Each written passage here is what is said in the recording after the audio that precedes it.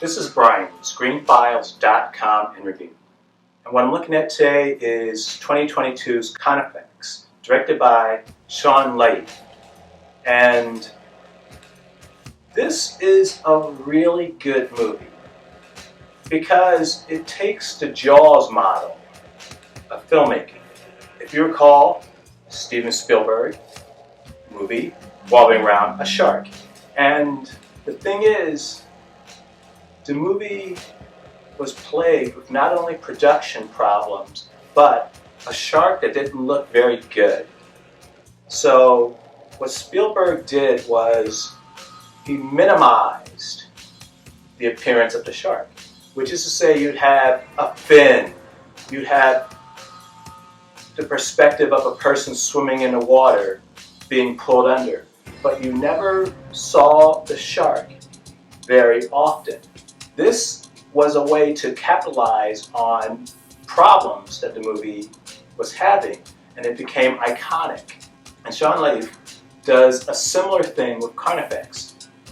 For those who aren't aware, Carnifex revolves around this creature that used to exist in Australia thousands of years ago called Thylacoleo Carnifex, which is essentially a marsupial lion, which isn't a lion at all, but is vaguely similar size-wise. In fact, it probably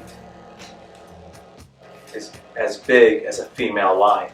In the world of the movie, a documentarian and two conservationists are searching the forest for animals because there have been fires in the region and many animals have been driven out. So they're looking to see what's happened with these animals in general. And the Thylacoleo Carnifex, or marsupial lion, has been alive all this time, but no one has known it because it has never had reason to come in contact with people. So these three people enter the forest and they are essentially picked off by this creature, one by one. And as I mentioned earlier, Carnifex is done very much in the Jaws model, which is to say you don't see the creature virtually for most of the movie's runtime. In the latter third, it starts to turn up. And Shawn Levy does something that I think is particularly clever, like Spielberg. While he doesn't have a mechanical shark to wrestle with, what he does have is CGI. And the marsupial lion, to be totally honest, doesn't look great. It doesn't look bad, but it doesn't look great either. It looks more like a bear by my reckoning. But what the director does is he minimizes his appearance. So, like in the case of Jaws, you don't really see this creature to the latter third of the movie. So it's built up a mystique. It's built up a sort of creeping terror about the way it does things. So it works particularly well.